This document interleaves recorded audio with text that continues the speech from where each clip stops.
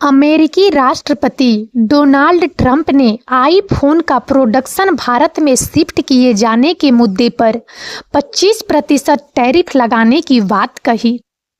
आज हम एक ऐसे विषय पर बात करेंगे जो वैश्विक व्यापार, भू राजनीति और प्रौद्योगिकी के भविष्य को सीधे प्रभावित कर रहा है।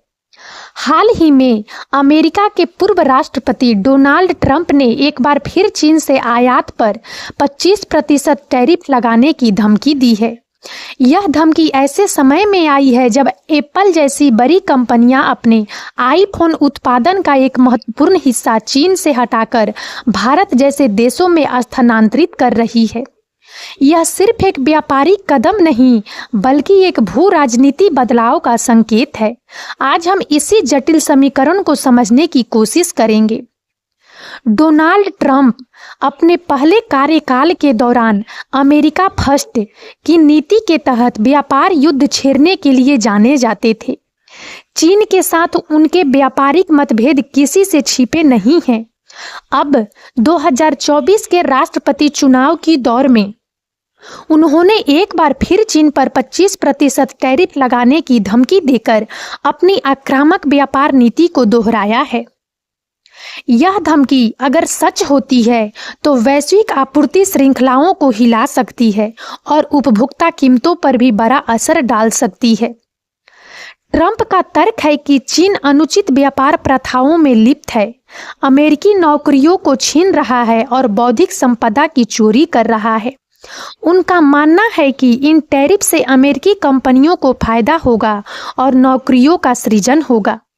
हालांकि आलोचकों का तर्क है कि ऐसे टैरिफ से अमेरिकी उपभोक्ताओं को नुकसान होगा क्योंकि आयातित वस्तुओं की कीमतें बढ़ जाएगी और अमेरिकी कंपनियों को भी नुकसान होगा क्योंकि उनके लिए चीन से पुर्जे आयात करना महंगा हो जाएगा।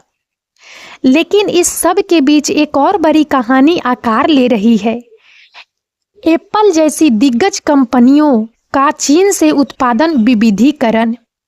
कई सालों से चीन को दुनिया की फैक्ट्री के रूप में जाना जाता रहा है, खासकर इलेक्ट्रॉनिक्स मैन्युफैक्चरिंग के लिए। एप्पल के अधिकांश आईफोन और अन्य उत्पादन चीन में ही असेंबल किए जाते रहे हैं। हालांकि पिछले कुछ सालों में चीन पर बढ़ती निर्भरता के कारण कई चुनौतियां सामने आई है। सबसे पहले भू राजनीतिक तनाव।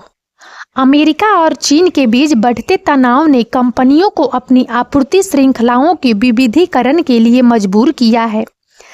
टैरिफ युद्ध, तकनीकी प्रतिबंध और मानवाधिकारों को लेकर चिंताएं, ये सभी कारक कंपनियों को चीन के बाहर विकल्प तलाशने के लिए प्रेरित कर रहे हैं। दूसरा, चीन में कोविड-19 के दौरान लगाए गए सख्त लॉकडाउन। इन लॉकडाउन ने उत्पादन को बुरी तरह प्रभावित किया, जिससे एप्पल जैसी कंपनियों को उत्पादन में भारी नुकसान हुआ। इसने उन्हें अपनी आपूर्ति श्रृंखलाओं को अधिक लचीला बनाने की आवश्यकता महसूस कराई। तीसरा, चीन में बढ़ती श्रम लागत और जनसंख्यांकी परिवर्तन। एक समय था जब चीन में श्रम लागत बहुत कम थी, लेकिन अब ऐसा नहीं है।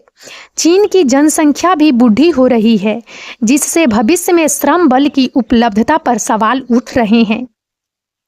इन सभी कारकों को ध्यान में रखते हुए एप्पल ने भारत को एक व्यवहार्य विकल्प के रूप में देखना शुरू कर दिया है। भारत दुनिया का दूसरा सबसे बड़ा स्मार्टफोन बाजार है और यहाँ एक बड़ा और युवा कार्यबल उपलब्ध है। भारत सरकार की मेक इन इंडिया पहल और उत्पादन से जुड़ी प्रोत्साहन योजनाएं PLI स्कीम्स भी विदेशी कंपनियों को आकर्षित कर रही है। एप्पल ने भारत में अपने आईफोन उत्पादन को तेजी से बढ़ाया है। फॉक्सकॉन, विस्ट्रॉन और पेगाट्रॉन जैसी एप्पल की अनुबंध निर्माता कंपनियां भारत में अपने षड्यंत्र स्थापित कर चुकी है। वर्तमान में एप्पल अपने कुछ प्रमुख मॉडलों का उत्पादन भारत में कर रहा है, जिसमें नवीनतम आईफोन मॉडल भी शामिल है। अनुमान है कि एप्पल के कुल आईफोन उत्पादन का एक महत्वपूर्ण हिस्सा अब भारत से आ रहा है और आने वाले समय में इसमें और वृद्धि होने की संभावना है। यह कदम भारत के लिए एक बड़ा अवसर है। इससे न केवल रोजगार के अवसर पैदा होंगे, बल्कि भारत वैश्विक विनिर्माण मानचित्र पर एक महत्वपूर्ण खिलाड़ी के रूप में उभरेगा। यह भारत के तकनीकी पारिस्थितिक तंत्र को भी बढ़ावा देगा और मेक इन इंडिया पहल को मजबूत करेगा। लेकिन क्या भारत चीन की जगह ले सकता है? यह एक जटिल सवाल है। चीन ने दशकों से अपनी विशाल और परिष्कृत विनिर्माण क्षमता विकसित की है। उसकी आपूर्ति श्रृंखलाएं गहरी और व्यापक है, जो कच्चे माल से लेकर परिष्कृत घटकों तक सब कुछ एक ही जगह पर उपलब्ध कराती है। भारत को अभी भी उस स्तर तक पहुंचने के लिए एक लंबा रास्ता तय करना है। भारत को कई चुनौतियों का सामना करना पड़ रहा है, जिनमें बुनियादी ढांचा, कुशल श्रम की उपलब्धता, नौकरशाही बाधाएं और स्थानीय आपूर्तिकर्ताओं का विकास शामिल है। हालांकि भारत सरकार इन चुनौतियों का समाधान करने के लिए सक्रिय रूप से काम कर रही है। अब आते हैं ट्रंप की टैरिफ धमकी पर। अगर ट्रंप 2024 का चुनाव जीतते हैं और वास्तव में 25% टैरिफ लगाते हैं, तो इसका एप्पल जैसी कंपनियों पर क्या असर पड़ेगा? यदि एप्पल चीन से भारी मात्रा में आयात करता रहता है, तो उसे इन टैरिफ का सामना करना पड़ेगा, जिससे उसके उत्पादों की लागत बढ़ जाएगी।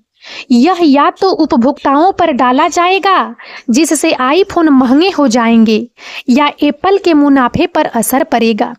इससे बचने का सबसे अच्छा तरीका है चीन से अपनी आपूर्ति श्रृंखला को और भी तेजी से विविधीकृत करना। यह वह जगह है जहां भारत और अन्य वैकल्पिक विनिर्माण हब की भूमिका महत्वपूर्ण हो जाती है। यदि एप्पल अपना अधिक से अधिक उत्पादन भारत में स्थानांतरित कर देता है, तो वे ट्रंप के संभावित टैरिफ के प्रभाव से काफी हद तक बच सकते हैं।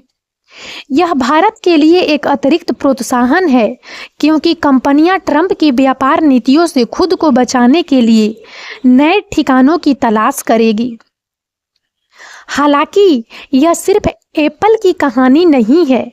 कई अन्य कंपनियां भी चाइना प्लस वन रणनीति अपना रही है, जिसका अर्थ है चीन में अपनी आपूर्ति श्रृंखला बनाए रखना, लेकिन कम से कम एक और देश में भी महत्वपूर्ण उपस्थिति स्थापित करना, ताकि जोखिम को कम किया जा सके। वियतनाम, मैक्सिको और भारत इस दौर में प्रमुख खिलाड़ी है।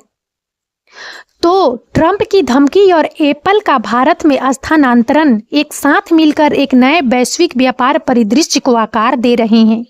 यह एक ऐसा परिदृश्य है जहां भू राजनीति, प्रौद्योगिकी और आर्थिक हित जटिल रूप से इंटरट्विन्ड हैं। इस पूरे घटनाक्रम के कई निहितार्थ हैं। सबसे पहले, यह चीन के लिए एक चेतावनी है। अगर वह अपनी व्यापार नीतियों और प्रथाओं को नहीं बदलता है, तो उसे वैश्विक आपूर्ति श्रृंखलाओं में अपनी प्रमुख स्थिति खोनी पड़ सकती है। यह चीन की अर्थव्यवस्था के लिए एक बड़ा झटका होगा, जो निर्यात पर बहुत अधिक निर्भर करती है। दूसरा, यह भारत के लिए एक अभूतपूर्व अवसर है।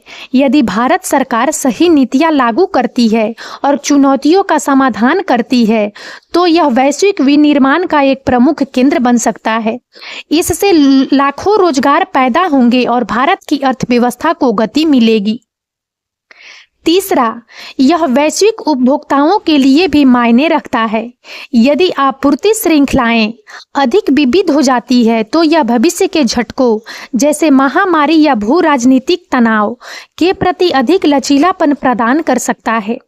हालांकि अल्पकालिक रूप से संक्रमण काल में कुछ वस्तुओं की कीमतों में अस्थिरता देखी जा सकती है। चौथा, यह अमेरिका के लिए भी एक परीक्षा है। ट्रंप की टैरिफ नीति का उद्देश्य घरेलू विनिर्माण को बढ़ावा देना है, लेकिन इसके कुछ नकारात्मक प्रभाव भी हो सकते हैं, जैसे कि बढ़ती मुद्रास्फीति और वैश्विक व्यापार संबंधों में तनाव। अमेरिका को यह सुनिश्चित करना होगा कि उसकी नीतियां वास्तव में उसके दीर्घकालिक आर्थिक हितों के अनुरूप हो। अब बात करते हैं इस पूरे घटनाक्रम के तकनीकी निहितार्थों की। जब कंपनियां अपने विनिर्माण को स्थानांतरित करती है, तो यह सिर्फ भौतिक असेंबली के बारे में नहीं होता है। यह एक पूरे पारिस्थितिक तंत्र के निर्माण के बारे में होता है। जिसमें घटक आपूर्तिकर्ता, लॉजिस्टिक्स, इंजीनियर और अनुसंधान एवं विकास शामिल है। भारत को न केवल असेंबली क्षमताओं को विकसित करने की जरूरत है, बल्कि उसे उच्च मूल्य वाले घटकों के निर्माण और अनुसंधान एवं विकास में भी निवेश करना होगा। यह भारत को वैश्विक तकनीकी आपूर्ति श्रृंखला में एक अधिक महत्वपूर्ण और अस्थायी भूमिका निभाने में मदद करेगा। एप्पल का भारत में आना एक हिमखंड का सिरा मात्र है। जैसे जैसे चीन और पश्चिमी देशों के बीच भू राजनीतिक दरार चौड़ी होती जाएगी, वैसे वैसे और भी कंपनियां चीन से बाहर निकलने पर विचार करेगी। भारत अपने बड़े घरेलू बाजार, युवा आबादी और सरकारी समर्थन के साथ इन कंपनियों के लिए एक आकर्षक गंतव्य बना हुआ है। हालांकि भारत को अपनी क्षमता को पूरी तरह से साकार करने के लिए अभी भी कई बाधाओं को दूर करना होगा।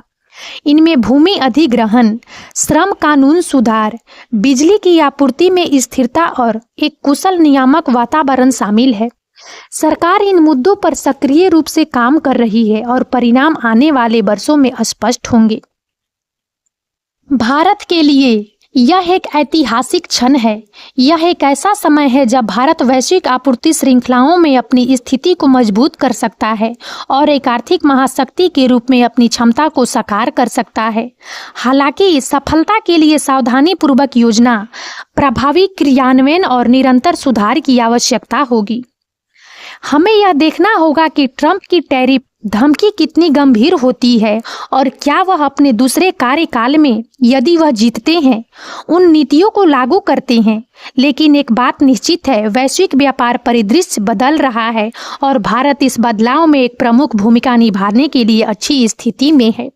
और अब इस वीडियो में इतना ही। यदि आप सबको हमारा यह वीडियो अच्छा लगा हो तो प्लीज़ इसे लाइक करें और ज़्यादा से ज़्यादा शेयर करें, ताकि हमारा मनोबल इसी प्रकार से बढ़ता रहे और हम एक से बढ़कर एक ज्ञानवर्धक वीडियो लेकर नियमित रूप से आप सबकी सेवा में उपस्थित होते रहें। और तब तक के लिए बने रहें हमारे चैनल राजनंदिनी पर। हम बहुत जल्द एक नए ज्ञानवर्धक वीडियो के साथ एक बार फिर से आप सबकी सेवा में उपस्थित होंगे। जय हिंद, जय भारत।